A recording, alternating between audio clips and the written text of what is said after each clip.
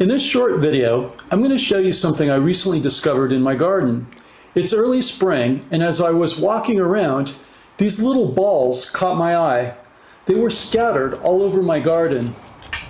At first, I couldn't figure out what they were. Then I realized last year I planted tomatillos, and at the end of the season, I just left the plants in place.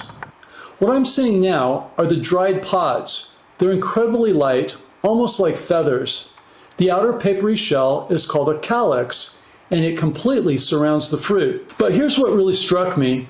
I realized I had stumbled onto their natural propagation method, and it's unlike anything I've seen before. Some plants like dandelions spread by floating through the air. Tomatillos do something different. Instead of flying, they roll. The dry pods get blown across the ground, tumbling like tiny tumbleweeds.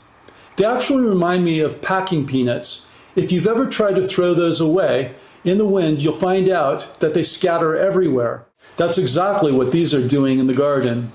They're so light that a single pod doesn't even register on my scale.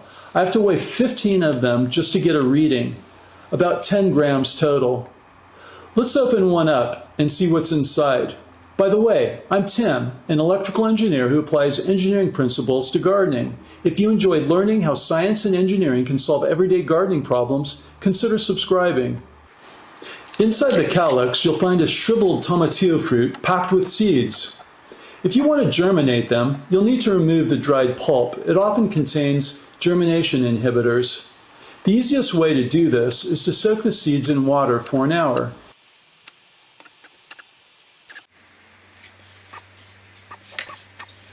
Then rinse them with a strong spray. Now that they're clean, I'm going to sprout them using the Deno baggy method. If you're unfamiliar with that, see my video link below.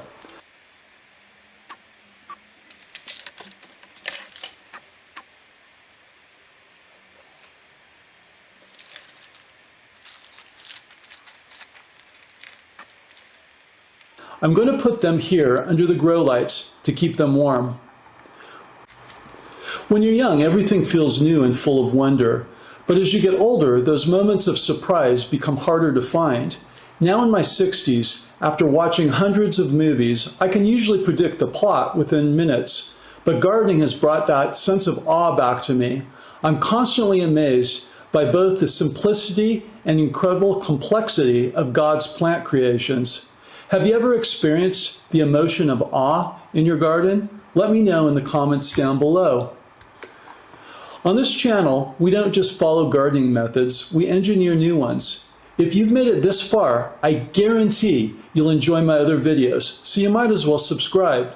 And be sure to check out vegetronics.com for more cool gardening gadgets and automation ideas. If you're interested in seed germination, check out my video on my surprise discovery of cilantro seed propagation right here.